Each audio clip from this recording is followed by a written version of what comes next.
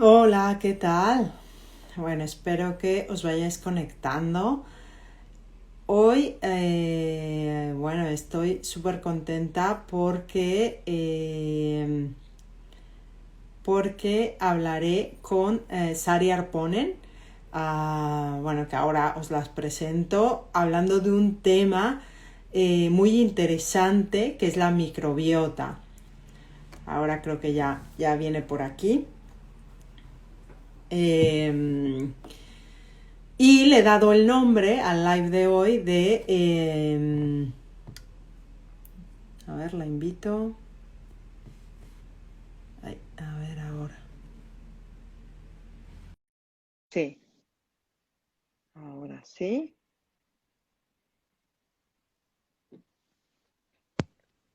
Hola, ¿qué tal? Hola Sari, ¿qué tal? ¿Qué tal? Buenas tardes. ¿Ya? ¿Me escuchas bien? Sí, Sí, sí, sí, genial, perfectamente. genial. Pues bueno, súper contenta de poder hacer este live. Les decía que bueno, yo te presento un poco, aunque luego que te presentes tú. Bueno, Sari Arponen, es doctora en medicina, especialista en medicina interna, máster en enfermedades infecciosas, ¿no? Y tiene la Sí. formación experto en nutrición y microbiota, entre otras cosas, un máster en psiconeuroinmunología. Y bueno, el live de hoy le he puesto como título, como nombre, microbiota y normoglucemia, un poco para relacionar estas dos cosas. Bueno, Sari, pues yo encantada de hablar hoy contigo. Y bueno, cuéntanos tú misma un poco de tu historia, a qué te dedicas. Bueno, Bueno, como bien has dicho, soy médico internista. Me formé, bueno, estudié la carrera en la Universidad de Murcia, luego hice interna en el Hospital de la Princesa en Madrid. Y bueno, ya sabéis lo que es un poco la carrera de medicina, tanto en la carrera en sí como luego en la especialización, pues en general todavía a día de hoy tiene un enfoque muy, vamos a decir, farmacocentrista, ¿no? En lo que a patologías médicas se refiere y bueno, pues las que son quirúrgicas, pues se opera y chimpú un poco mal, ¿no?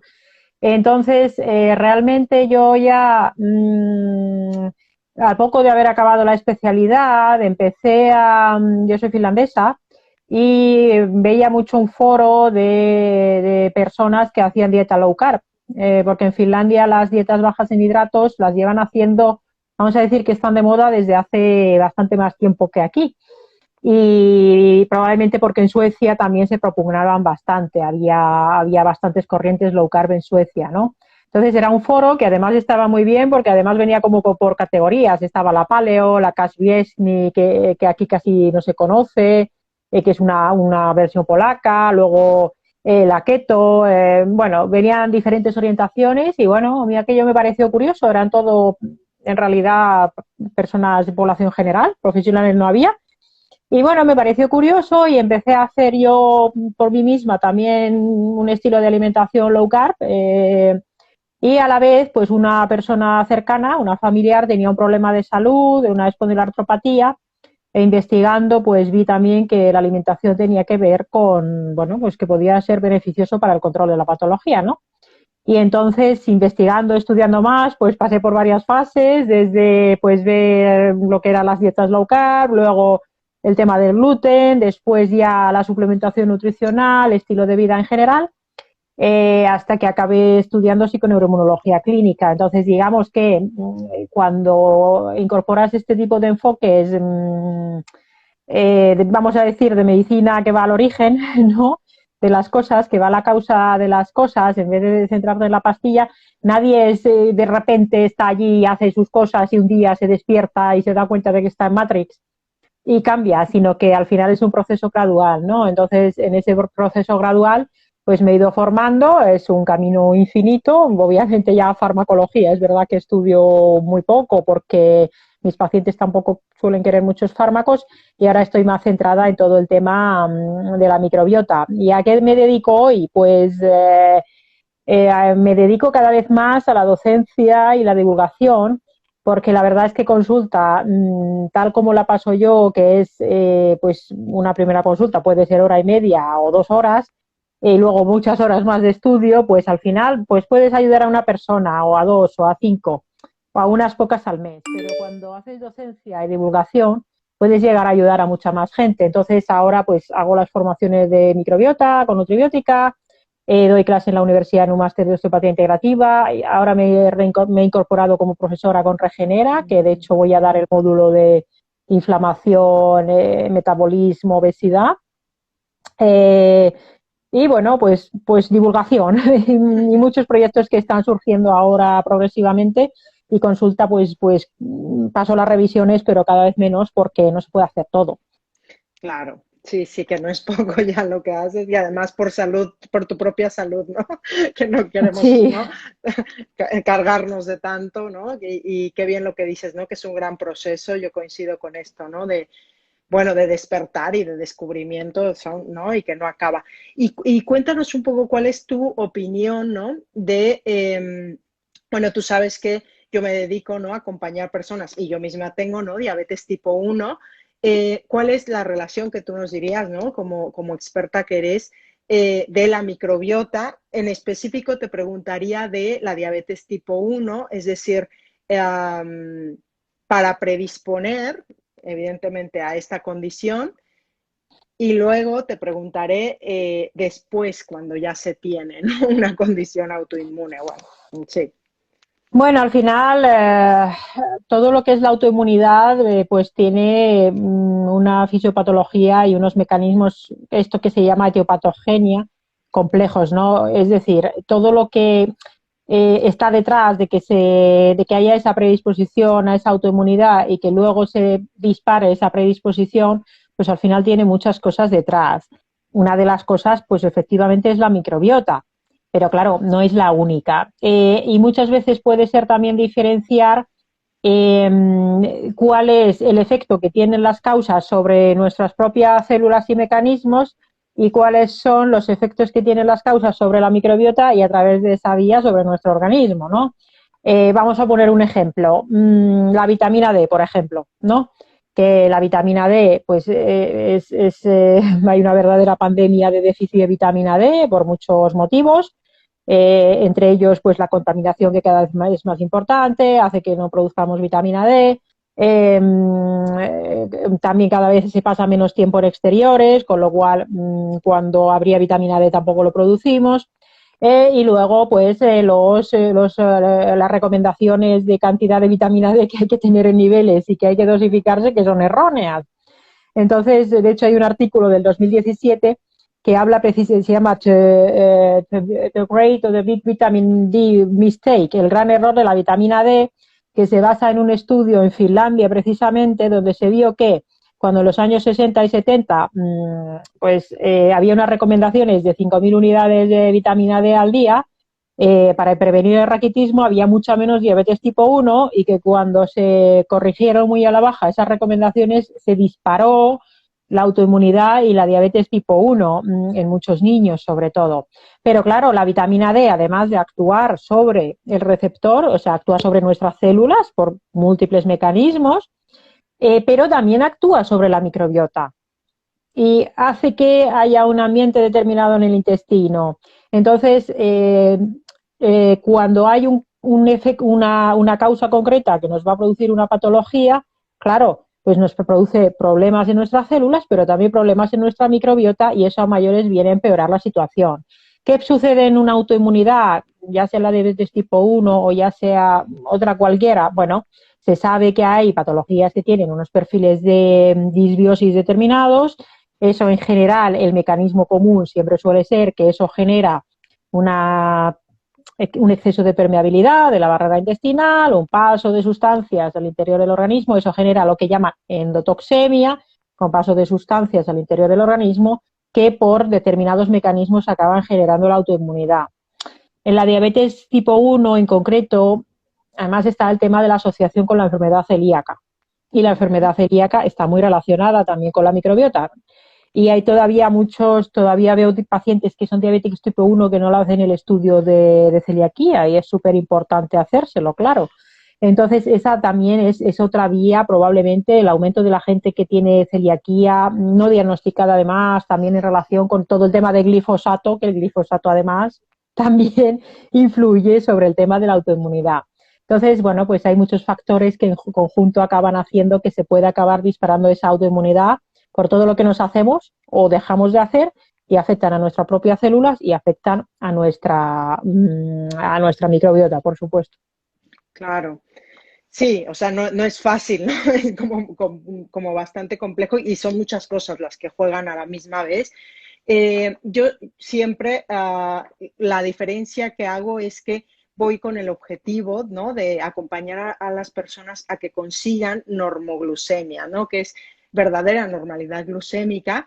No las recomendaciones generales, que no son normoglucemia y que te mantienen con hiperglucemia sostenida, inflamación sostenida y con glucotoxicidad total, ¿no? Entonces, siempre mi objetivo es que a partir de normalidad glucémica, o lo que yo he visto también en mí misma, es que se puede, bueno, desintoxicar o quitar bastante glucotoxicidad y reparar, o no sé si esté bien dicho esto, pero recuperar, bueno, el equilibrio un poco más de la microbiota, por supuesto.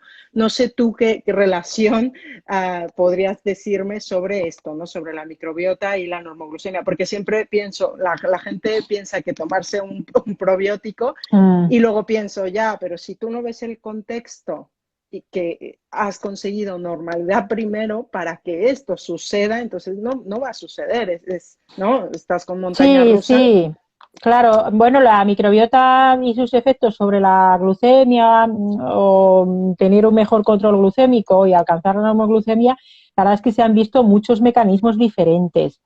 A nivel molecular, sobre todo, o sea, lo que es a nivel de fisiología, fisiopatología. Entonces, uno de ellos, por ejemplo, es que actúa a nivel de la secreción de unas moléculas que son las incretinas. Entonces, las incretinas, pues es verdad que la insulina es como la sustancia famosa, pero al final la regulación de la glucemia pues es compleja, entonces la glucosa va a impactar sobre que se produzca o no insulina. Bueno, en la diabetes tipo 1, siempre que todavía quede algo de producción de insulina, que habría que verlo, ¿no? O si es la tipo 2 o si es una persona que está con resistencia a la insulina. En cualquier caso, las incretinas, pues lo que hacen es colaborar con esa producción de insulina por una vía que es independiente de la glucosa. Porque además se ha visto que la microbiota lo hace a través de la diferenciación y directamente impactando en el número de unas células que hay en el intestino que se llaman células enteroendocrinas. Es decir, el intestino tiene 7, 8 tipos de células diferentes que sepamos y un tipo de células son células que se llaman enteroendocrinas. Es decir, son células en el intestino que lo que hacen es fabricar sustancias hormonales, como las incretinas. Entonces, este sería uno de los mecanismos. O sea, la microbiota, como está el perfil de microbiota, puede hacer que se fabrique esta incretina que va a regular la producción de insulina. Luego, los famosos ácidos grasos de cadena corta, que son, pues, sobre todo el butirato es el más famoso. Pues se sabe que los ácidos grasos de cadena corta, por un lado, van a impactar en la propia integridad, en que no haya ese exceso de permeabilidad de la barrera. Se sabe que los ácidos grasos de cadena corta pueden impactar directamente sobre la función de las células beta del páncreas. Bueno, y además parece que también habría un impacto a lo mejor en la gluconeogénesis a nivel intestinal. O sea, ahí el equilibrio de la microbiota para que esos metabolitos de ácidos grasos de cadena corta funcionen bien, pues también es importante. Y luego también actúa, hay mucha gente que piensa en la bilis. Bueno, la bilis es eso verde, ¿no? El humor verde que decían los griegos, que lo asocian a pues a una serie de estados incluso emocionales. Entonces la bilis, que lo fabricamos en el hígado y lo guardamos en la vesícula, la mayoría de la gente piensa, bilis, bueno, pues bilis para emulsionar las grasas y digerir las grasas. Y no es tan simple porque ya sabemos que la bilis realmente actúa a nivel de un montón de receptores diferentes. Se han identificado por lo menos 7 u 8 receptores diferentes, como receptor X farnesoide, el receptor 5 asociado a la proteína G, bueno, un montón de receptores que están en el cerebro, en el corazón, en el páncreas, en el músculo. Entonces, a través de la regulación de cómo son las sales biliares, porque hay diferentes tipos de compuestos en la bilis, también se va a impactar sobre un montón de órganos del organismo, incluso sobre el cerebro. De hecho, se sabe que la bilis puede impactar sobre la cognición y la memoria. Y la microbiota es otra vía. Y otra vía más, para que veáis que es que la microbiota es importante en la normoglucemia, sería también porque regula por diferentes tipos de citoquinas. Las citoquinas son esas sustancias que señalizan al sistema inmunitario y a otras células, pues va a regular el funcionamiento del tejido adiposo. Que el tejido adiposo, la gente piensa, bueno, pues unas bolas con más o menos grasa dentro. No, el tejido adiposo es un órgano endocrino y es un órgano endocrino que cuando hay inflamación además se inflama, con lo cual pasa a ser un órgano también del sistema inmunitario. Y cuando se produce inflamación del tejido adiposo, no habrá normoglucemia. Y además se sabe que una microbiota saludable puede hacer que ese tejido adiposo, esa grasa blanca, que es la mala, entre comillas, la que se va a inflamar, si está donde no debe estar, sobre todo, con una microbiota saludable, con ciertas cepas, puede llegar a volverse parda. Grasa parda, que la grasa parda es la grasa antiinflamatoria, una grasa que tiene mitocondrias, que da energía, totalmente diferente de la blanca. O sea, que ya sé que son muchas cosas, pero hay múltiples mecanismos realmente por los que interesa tener una microbiota saludable, porque ya veis que impacta en diferentes mecanismos de acción que permiten tener la normoglucemia. Claro, claro. Por dos vías, ¿no? Es decir, tener normoglucemia a través de la alimentación, de mecanismos de buena gestión de la medicación, de ejercicio, de todo lo que podemos hacer, porque se alimenta, ¿no? A la misma vez la normoglucemia impacta positivamente, totalmente, por un montón de mecanismos, que es lo que dices, es decir, ¿no? Porque a veces nos venden la idea comúnmente, ¿no? En diabetes de que solo se trata de cubrir hidratos con insulina. Es que es como... Y yo veo, ¿no? La insulina es una hormona que tiene que ver con un montón de ejes hormonales, en primer lugar, y eso superficialmente por no irnos a receptores de cada, ¿no? De cada órgano y de cada sistema, ¿no? Que cada vez es como se amplía, ¿no? Esta información. Entonces, sí, gracias por explicarnos esto. Y esto que decías de claro, las incretinas que se utilizan como medicación más para tipo 2, Sí. pero también tipo 1, como, bueno, es un fármaco que utilizas, pero yo en mi experiencia clínica, cuando normalizas, también, ¿no? Mejoras esta relación y esta producción de incretinas. Es decir, es que es lo que decíamos, ¿no? Se reproducen estos efectos hormonales y imagínate lo que dices tú de las células beta, ¿no? Que aún en tipo 1, aunque hay muy pocos estudios que dicen que se acaban totalmente, hay algunas hipótesis por allí de que quedan células beta, ¿no? Y que puede ser hasta años, ¿no? Entonces sí, con normoglucemia, ¿no? Aumentas Sí. o lo poco que queda lo haces que por diferentes mecanismos, no solamente por quitar glucotoxicidad, sino por otros mecanismos que hacen que se restauren estas células,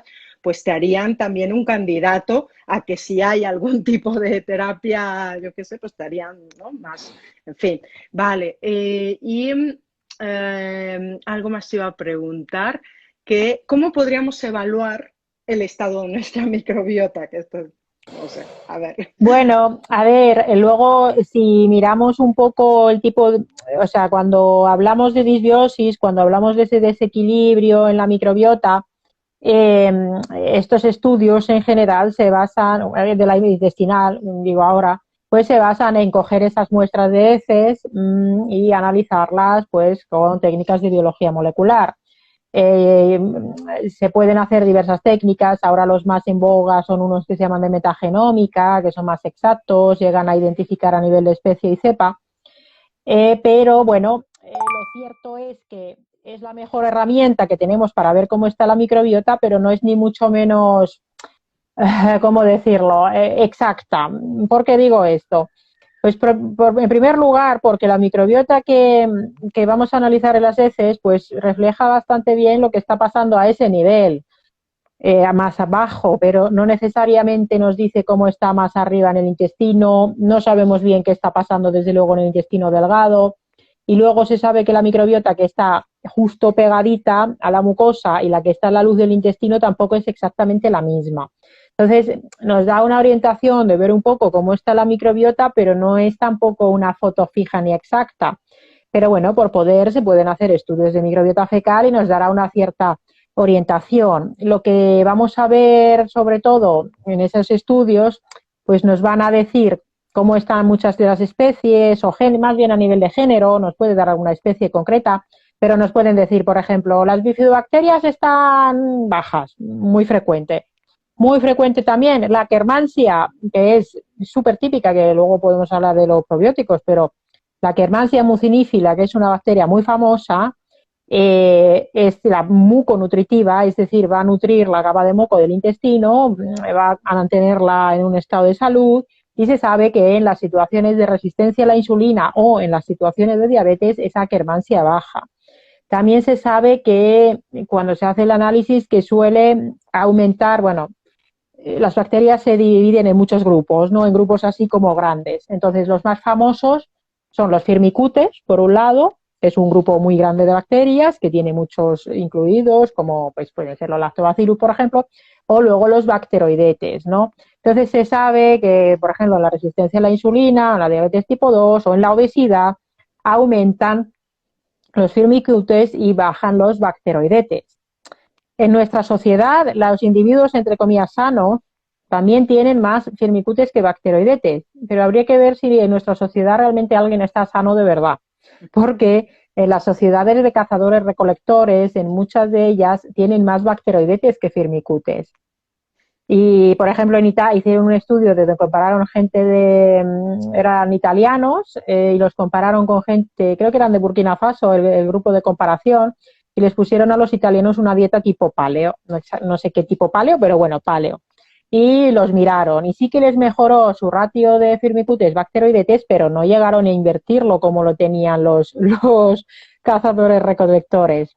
Y luego lo que se sabe es que estas situaciones metabólicas desfavorables se asocian a más bacterias que se llaman gram negativas, que habitualmente son, entre comillas, de las malas, esto siempre simplificando mucho, porque no es que haya bacterias malas y buenas en general, sino que depende todo del equilibrio. Y esas bacterias gram negativas son las que en la superficie tienen ese lipopolisacárido que comentábamos que va a pasar al interior del organismo y genera esa inflamación.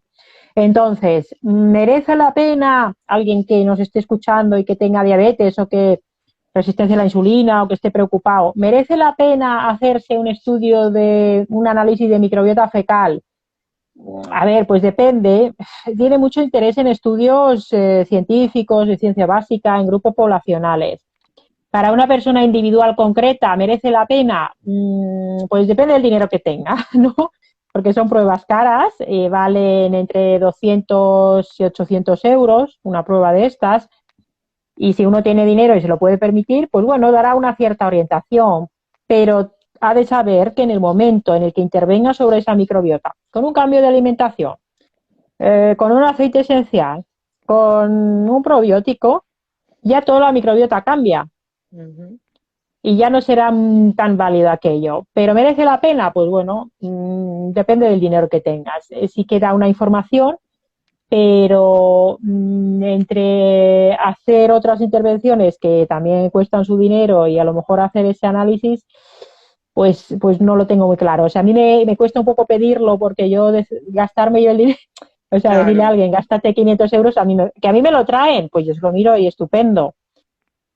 Algún día llegaremos, seguramente, a que la gente se analice las heces y con su información genética, la epigenética, la nutrigenómica, la farmacogenómica y la microbiómica Ya. y metabolómica, Pero pues es ese complejo ya más integral, es que claro, es al final.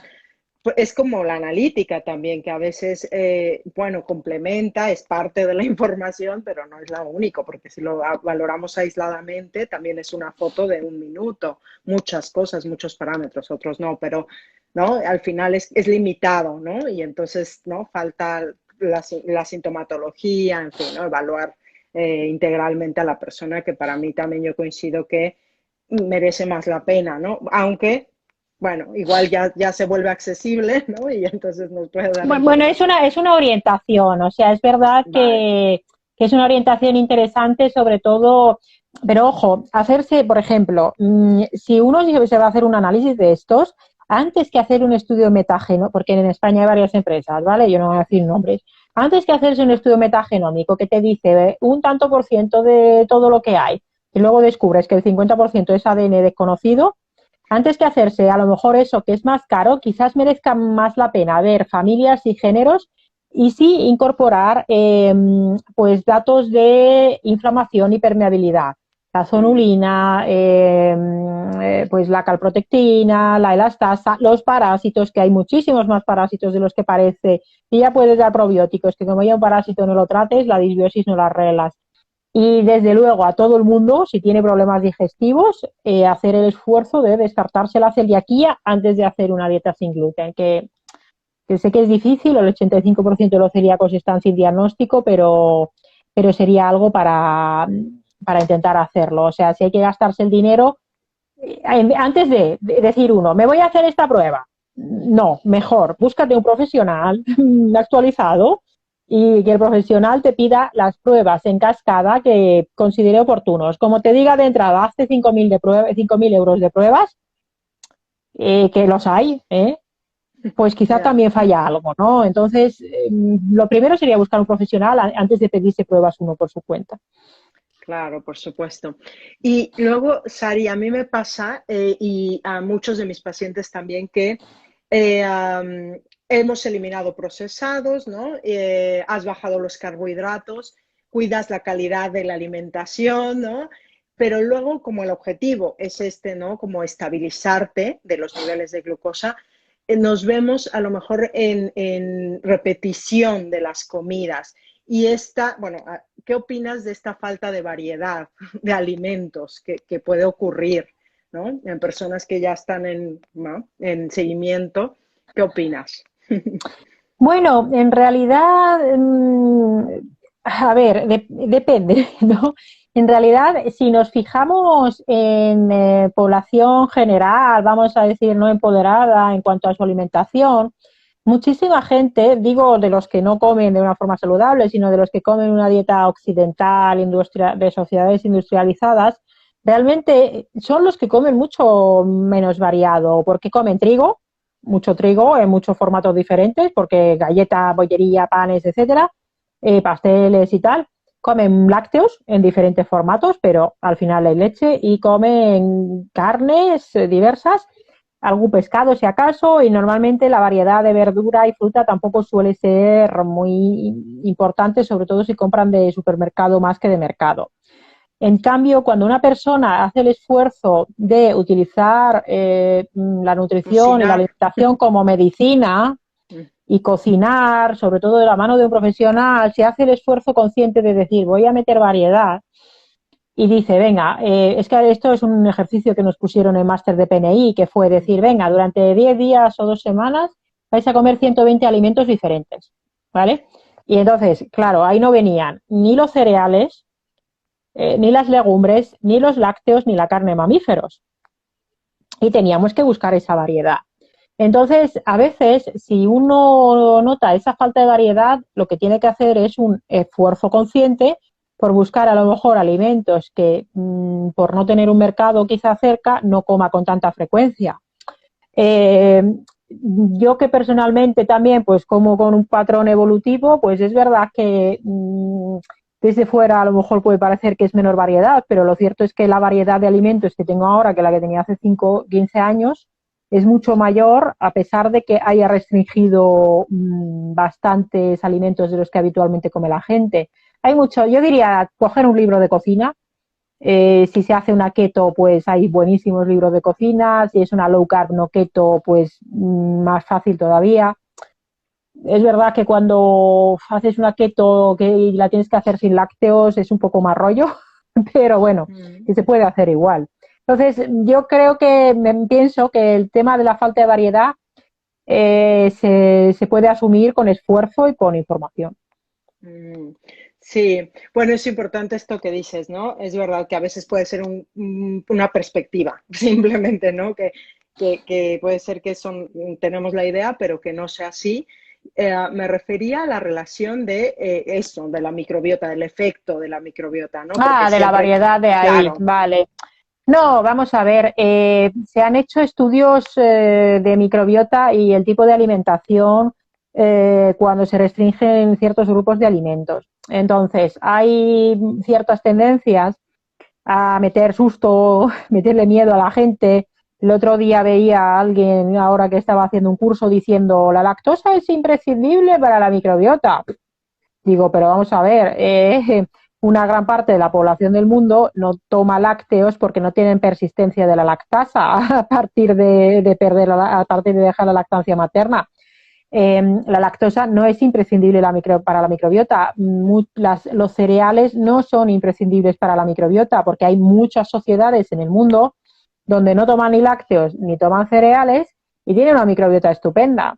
Entonces, incluso hay sitios de cazadores-recolectores donde tienen una dieta, pues tampoco a lo mejor tan súper variadísima.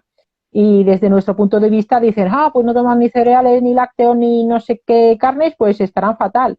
Realmente de lo que se trata es de que una vez que comes una comida de temporada, de proximidad y con una estrategia de alimentación personalizada, la microbiota va a estar bien. Aquí hay que tener en cuenta una cosa. Voy a poner un ejemplo para que se entienda bien.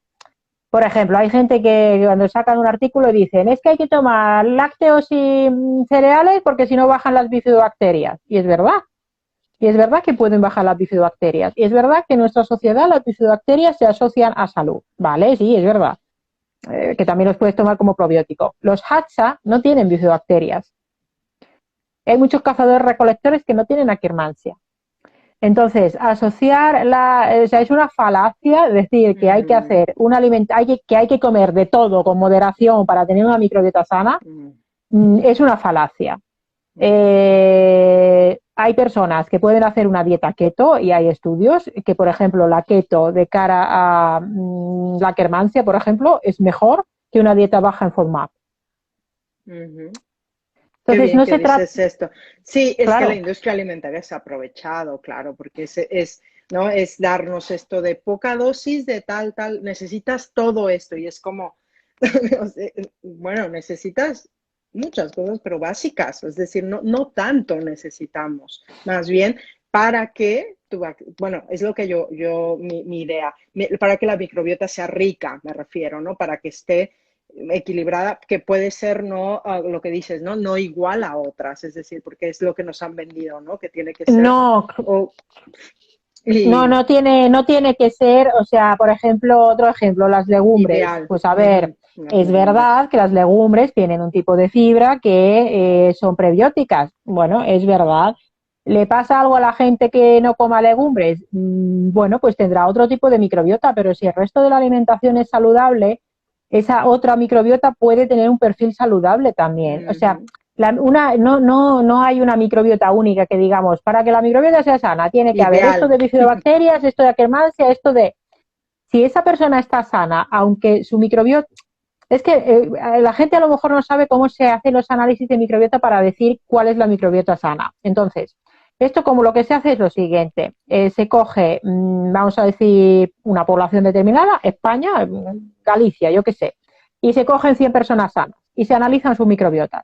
Y entonces, en base a ese análisis de 100 personas sanas de sus microbiotas, pues dicen, pues una microbiota sana en Galicia es así. Claro, pero ahí hay que valorar muchos factores de predisposición genética, de lo que comen, de lo que duermen, del ejercicio que hacen. Y de verdad estaban sanas, porque a lo mejor estaban incubando, bueno, entre comillas, incubando, tenían una situación premórbida y enferman a los 6 meses. Entonces, una microbiota sana es aquella que funciona bien y hace lo que tiene que hacer. ¿Y cuál es esa?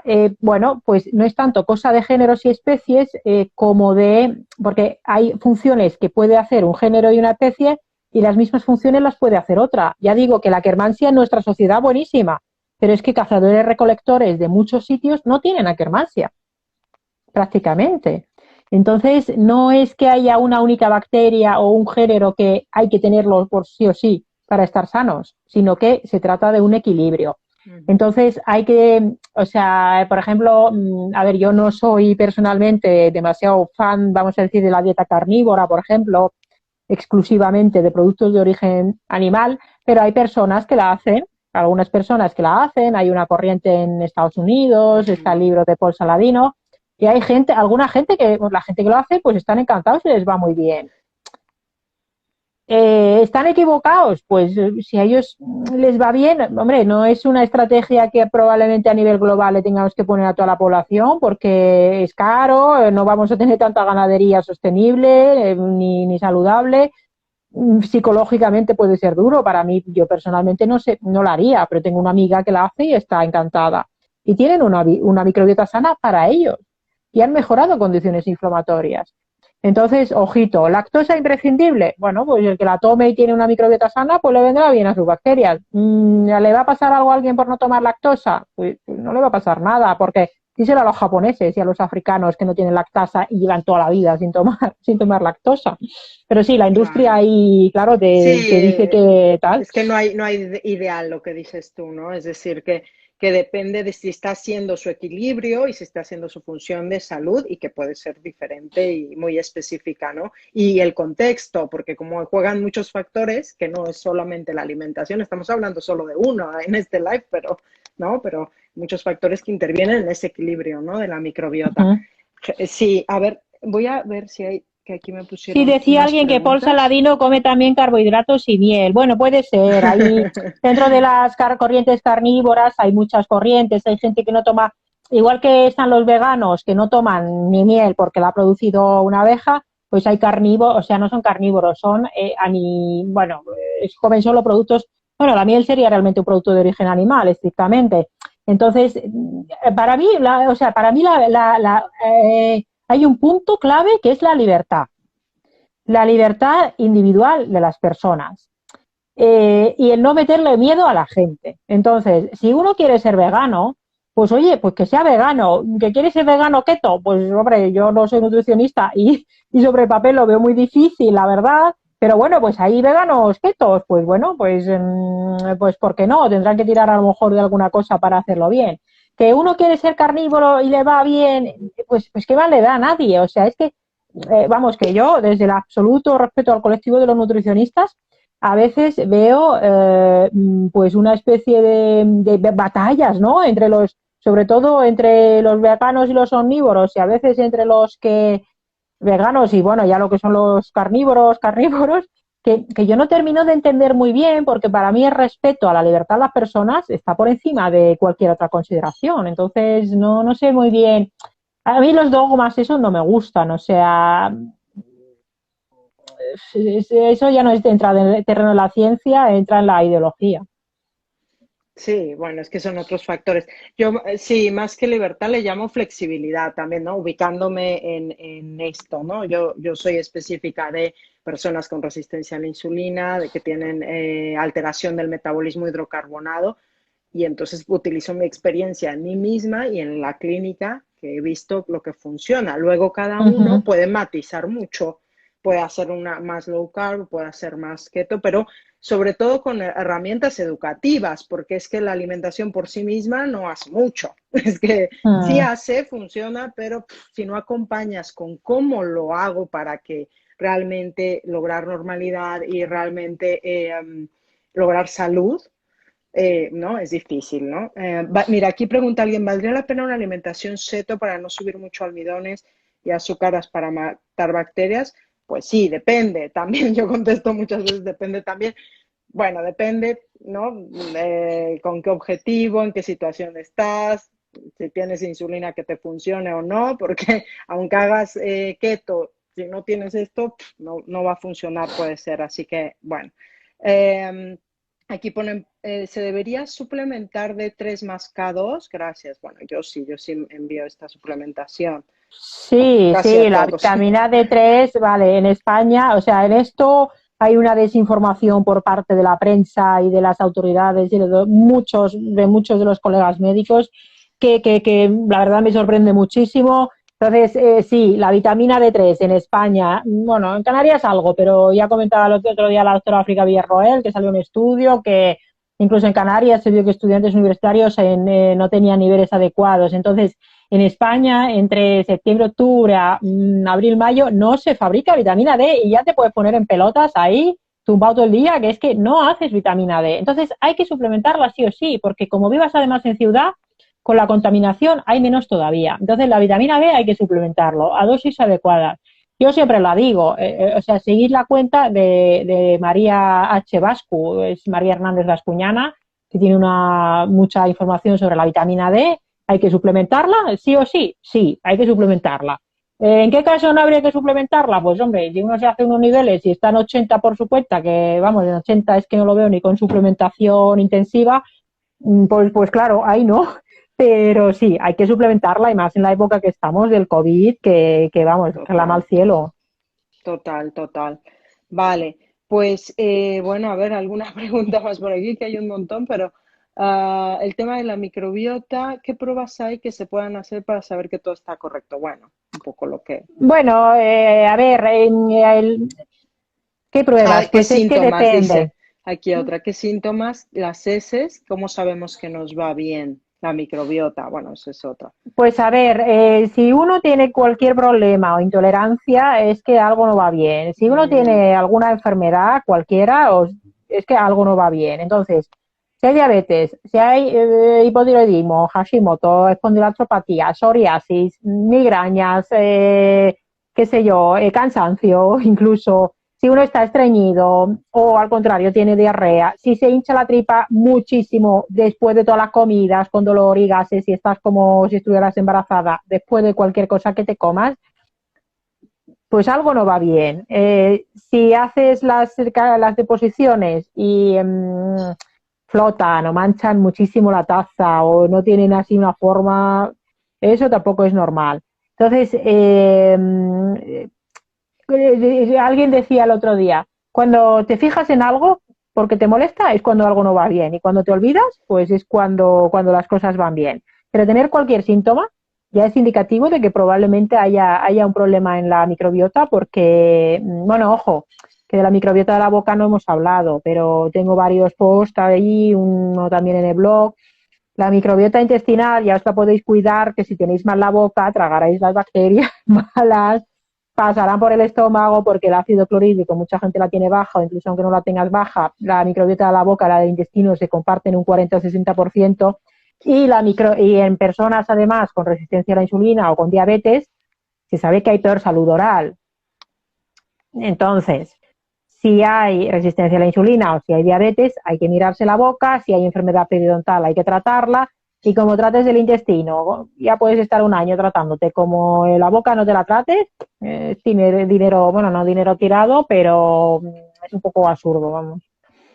ya, ya, ya. Es que todo está, va de la mano, ¿no? Y yo siempre también digo esto por la saliva, ¿no? Si está con glucosa, pues bueno, como todo, ¿no? Que siempre digo, ¿cuál es el único órgano que no se daña con la hiperglucemia?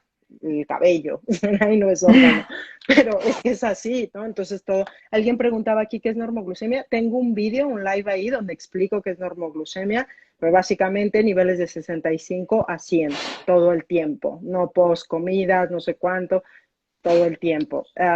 No es fácil, ya lo sé, pero es posible, ¿vale? Es posible la mayor parte del tiempo con estrategias que se pueden hacer. Vale, y pues, Sari, es que hay varias preguntas que ya luego Preguntan leeré. del SIBO, Sí, sí sí, lo voy a comentar, porque el sí. SIBO, efectivamente, la SIBO realmente es una disbiosis a nivel del intestino delgado. Entonces, hay SIBO que hay demasiadas bacterias, que se llama, que es el sobrecrecimiento en sí, pero hay personas que tienen disbiosis, desequilibrio en el intestino delgado, que no llega a haber demasiados, pero hay una disbiosis y también da síntomas. Entonces, ¿se cura solo con antibióticos? Pues si tiene mucha suerte, a lo mejor, pero El SIBO no es una enfermedad en sí, el SIBO es un síntoma de algo, o es secundario a algo, y siempre hay que buscar la causa, que puede ser una celiaquía, una hipocloridia, un parásito tipo Giardia, que antes decía alguien que no se veían en las heces. Bueno, si se ven solo al microscopio no se diagnostican, hay que hacer PCR y antígenos para diagnosticar los parásitos y serologías en sangre a mayores. Entonces, bueno, en SIBO, ¿qué más? Todo lo que sea comer cada poco también genera problemas con los complejos motores migratorios, genera SIBO. Tener periodontitis puede causar SIBO de las bacterias de la boca. O sea, si alguien tiene, le dice su médico, tienes SIBO, tómate el antibiótico y adiós, no. Hay que buscar la causa. Y como no busques la causa y trates la causa, el SIBO vuelve. Y el SIBO, pues, o la disbiosis de intestino delgado, está detrás de muchos de los síntomas que tiene mucha gente de intolerancias, de síntomas diversos de los que comentábamos, desde luego la autoinmunidad. Entonces hay que tratarlo, pero hay que tratar la causa, si no, no se hace Claro, nada, ¿no? claro, claro, solo vamos tapando. Vale, a ver, no sé si viste alguna pregunta aquí de todas las que pusieron. Dicen del Helicobacter, que han preguntado varios, y mi opinión sobre el Helicobacter. Bueno, Ujú, el Helicobacter realmente es una bacteria que ha estado con el ser humano, se sabe que por lo menos desde hace 50.000 años, probablemente más. Y por poder puede formar parte de una microbiota en equilibrio. Por poder puede, si está en equilibrio con el resto. Porque además la mitad de la población del mundo prácticamente tiene Helicobacter y a la mayoría no le da problemas necesariamente. ¿Qué pasa? Que cuando el Helicobacter empieza a proliferar en exceso y además tiene un ambiente inadecuado, es cuando puede dar los problemas. Es verdad que el exceso de Helicobacter se ha asociado con diversas patologías, pero también cuando tú matas el Helicobacter con antibióticos, se sabe que favorece la aparición de resistencia a la insulina y obesidad cuando lo matas con antibióticos farmacológicos, y se sabe que aunque te proteja de cáncer de estómago, puede aumentar el riesgo de cáncer de esófago. Entonces, ojo, si alguien tiene muchos síntomas digestivos y va y le hacen solo la prueba del Helicobacter y le dicen lo que te pasa es el Helicobacter, bueno, yo no digo que no, a lo mejor, yo no digo que no haya que tratarlo, pero si no hay una úlcera sangrante, un cáncer gástrico, se puede intentar tratar con sustancias naturales, con probióticos y hacer que viva de nuevo en simbiosis con el resto de la microbiota gástrica. Porque cuando se trata con antibióticos, si aquello no era la causa, a lo mejor a mayores te llevas un SIBO, acabas con efectos secundarios de los antibióticos. Ya digo que lo de la obesidad es porque se altera la señalización de la grelina una vez que se erradica el Helicobacter. Entonces, el Helicobacter, el manejo que se hace por las guías de práctica clínica médica exclusivamente con protocolo farmacológico, es un manejo simplista, vamos a decir, no digo que sea equivocado, no puedo decir eso, vamos a decir que es simplista, es más complejo que eso. ya, ya. Pues sí, y con consecuencias ilimitado, vale. Bueno, pues bueno, mira, ya llevamos un rato. Yo, mira, quiero acabar con preguntas que hago siempre, Sari. ¿Qué tipo de alimentación haces tú ahora mismo? Pues yo ahora mismo, es que yo he pasado por muchas fases, ¿no? Entonces he hecho alimentación low carb bastante, casi ceto, sin nada de fruta. He hecho alimentación paleo con algo de fruta. He hecho la alimentación que hacemos en PNI, que no llevaba, que no era, no había nada de mamíferos ni de legumbres. Bueno, ahora mismo, desde luego, no diría que mi alimentación no tiene así una etiqueta concreta, diría que es un patrón ciertamente algo evolutivo, no es alto en hidratos, pero ahora mismo tampoco es muy baja. Entonces es más fácil decirlo que no como, o sea, yo no tomo cereales en general, salvo a veces algo de trigo sarraceno ocasional, que es un pseudo cereal, a fin de cuentas, y es el que menos prolaminas tiene, y tampoco mucha cantidad, vamos, ocasional. De otros hidratos puedo tomar algo de boniato, si acaso, plátano macho quizás, pero no patata ni desde luego otros cereales ni pseudocereales. Ujú. Legumbres, he estado muchísimos años que no he tomado nada de legumbres y ahora de vez en cuando tomo algo de legumbre. Luego mamífero como más bien poco, si tomo pues muchos huevos a cascoporro, ha habido épocas de 3 o 6 huevos al día.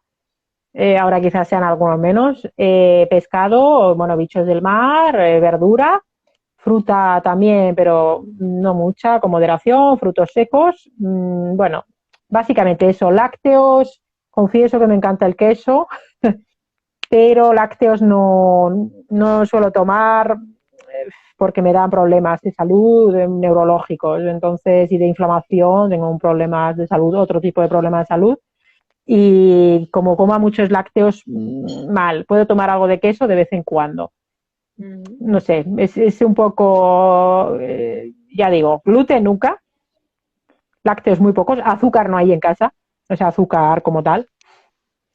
Y Bueno, es ahí donde está la personalización, ¿no? Porque bueno, tú ya, ¿no? Tienes un camino recorrido y yo invito a esto, ¿eh? Aunque empezamos bajando, reduciendo hidratos, luego hay que ser específicos con cada uno, porque aunque tengamos diabetes o aunque tengamos este perfil, luego cada uno es un mundo y hay que conectar con los síntomas y con, ¿no? Las especificidades de cada sí, uno. sí, sí, yo querría hacer, llevo mucho tiempo queriendo hacer una temporada de keto, no para siempre, pero sí una temporada, pero yo ahora mismo no tengo, o sea, tengo mucho estrés y ahora mismo a nivel mental, para mí, la keto no la podría hacer ahora mismo. O sea, podría, la hago, vamos, que la he hecho otras veces, pero ahora mismo, por ejemplo, la keto no me apetece. Y es Vale, estupenda, vaya. claro. Es Ya me que, ¿no? gustaría, Ese ya me es el, ¿no? gustaría. Que cada uno como se siente, es como lo del ayuno. Hay que hacerlo, pero también, ¿no? No, eso sí lo hago Mentalmente. siempre. Hago pre- 2 comidas al día. Hago Ujú, ayuno nocturno de 16, 18 horas normalmente, sí. ujú, Muchos años ya. claro, sí, sí, sí. Bueno, por eso, ¿no? Que cada uno. Vale, no, por los que nos están ahí escuchando, ¿no? De que, claro, cada uno, y luego es su proceso, ¿no? Para empezar con ayuno también hay que tomarse su tiempo. Bueno, yo siempre les sugiero que hay que ir poco a poco. Y muy conectado con lo que cada uno tenga. Y más, bueno, cuando tienes resistencia a la insulina, cuando utilizas Claro, medicación, bueno, porque claro. queremos llegar al 10 y, ¿no? Y entonces no están así, ni el cuerpo te va a dejar, hay que entrenarlo. Entonces, Sí, bueno, sí, sí. vale. ¿Qué dirías, diabéticos o personas con diabetes? Yo en general prefiero, no me gusta mucho la etiqueta de la persona, no me gusta decir fibromiálgica, migrañoso. Migrañoso sí, porque el cerebro migrañoso es particular, pero decir diabético, pero sobre todo en la tipo 2 que es reversible en gran parte, bueno, reversible, a ver, si vuelves a comer como comías antes, pues luego vuelve, ¿no? Pero a mí en general me gusta más, a veces leo en algún foro por ahí, hay gente que dice, soy fructosa porque tiene intolerancia a la fructosa. Digo, ¿cómo que eres fructosa? Tendrás intolerancia, ¿no? A mí me gusta siempre persona con X patología y ya está, porque es que si no llega a identificarse demasiado y no, para mi gusto, no redunda en beneficio de una mejora luego. Siempre persona con lo que sea. Claro, es más largo, pero sí, yo también lo Sí. prefiero. Vale. ¿Sabes cuál fue tu última hemoglobina glicada, Sari? O aún no sé. Pues es que hace mucho, a ver, ¿cuándo me hice la última analítica? La glicada, ni me acuerdo porque no me llamó nada la atención. Recuerdo que los triglicéridos estaban en 28 y la HDL 90, una cosa así. Y vaya, que también se puede utilizar la relación entre HDL y triglicéridos para ver la resistencia a la insulina. La Ujú. glicada nunca me preocupa mucho tampoco porque vaya, siempre he estado bien de luz. Bueno, sí, la insulina me la miro de vez en cuando por curiosidad y nada, es que ni me lo calcula la calculadora porque dice, es que tu insulina, no me acuerdo qué me dice, tu insulina y tu glucosa, es que algo está demasiado bajo, no te lo puedo calcular. Y yo, bueno, pues nada. Genial, vale. Y bueno, ¿cómo te pueden contactar las personas interesadas? Me habías comentado de tu libro. Bueno, coméntanos un Ah, sí. poco. Sí, pues bueno, mi nombre que es, o sea, mi nick que es doctor de RA, doctora Sariar, ponen en Instagram, pues mi blog es el mismo, es doctorasariarponen.com y ahora pues sacó un libro con Planeta sobre microbiota, se llama Es la microbiota idiota, que la gente dice, vaya título! Digo, bueno, el título tiene su explicación, que está en el prólogo de Mago More, explicado el título, tiene su base en una anécdota que pasó en unas elecciones de Estados Unidos, cuando Clinton dijo aquello de "It's the economy stupid", lo de que es la economía estúpido, ¿no? Entonces es para que la gente despierte y se dé cuenta de lo importante de que es la microbiota. Verdaderamente la gente que se compra el libro, pues esos no son, no son los que habría que decirle eso, pero sí que pues a lo mejor algún colega mío alguna vez si me lo encontrara, pues bueno, no sé, yo soy muy educada siempre, a lo mejor a la cara no se lo diría, pero por dentro lo puedo pensar. Entonces ese libro está ya en preventa, sale con Planeta el 3 de marzo, está en tapa blanda, que además sale más económico, está también en versión electrónica y bueno, pues ya va sobre microbiota. Tiene tres partes, digamos. Uno de cuenta lo que es la microbiota y cómo funciona. Luego la segunda parte hablo de intestino, pero también de piel, boca, eje intestino-cerebro. Y la tercera parte que son las soluciones.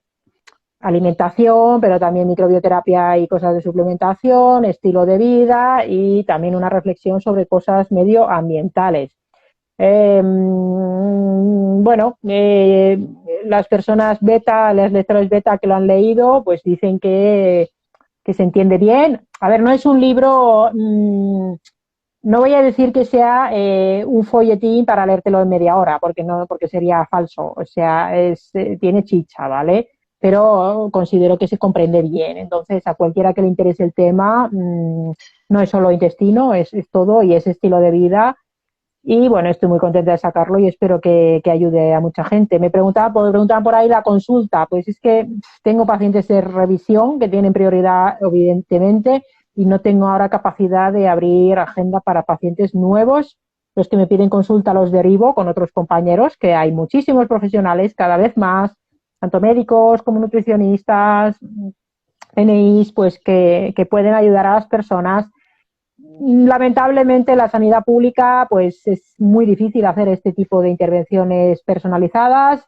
A mí me indigna cuando les dan a un diabético a la hojita esta de las 5 comidas con la galleta, dice, pero bueno, todavía estamos así.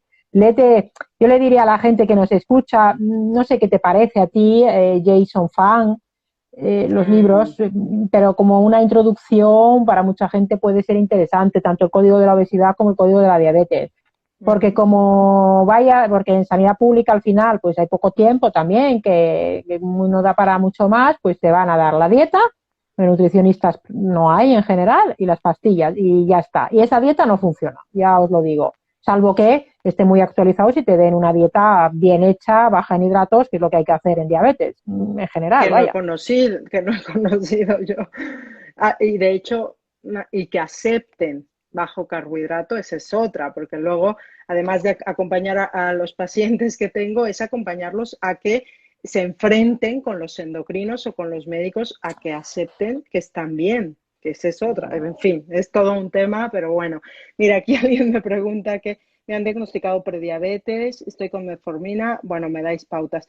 Bueno, ya si miras en mi perfil, Teresa, tengo programas para resistencia a la insulina y para diabetes tipo 1, ¿vale? Bueno, que a través de tutorías personalizadas, de vídeos, de un grupo en línea, de sesiones grupales, bueno, doy esta información, ¿no? De estos 15 años que llevo con normalidad glucémica, aún teniendo diabetes, pues lo he empaquetado como mejor puedo, lo voy actualizando y bueno, ahí te puedes informar en mi perfil, ¿vale? Y nada, gracias Sari por esta charla, encantada Encantada. de hablar contigo. Y nada, seguimos en contacto, suerte con tu libro, que voy a estar ahí al pendiente. Y nada, pues un abrazo que no quiero que no se me quede Me guardado. decían el otro día que no se corta, por lo visto, pero no lo sé. Ah, Ahora a las 8 tenéis un directo de Luc Mallorca y Antonio Valenzuela Canovaca sobre el método Wim Hof. O sea que animaos a verlo, que el método Wim Hof a los diabéticos también va súper bien. Pues muchas gracias genial. Y enhorabuena por tu labor. Me encanta que haya nutricionistas que cuiden de los pacientes con diabetes y resistencia a la insulina con dieta low carb, que es lo que tienen que hacer. Nada de 5 comidas y galletas, por favor, eso no. Ya, gracias, Sari, un abrazo. Un abrazo. Chao, chao.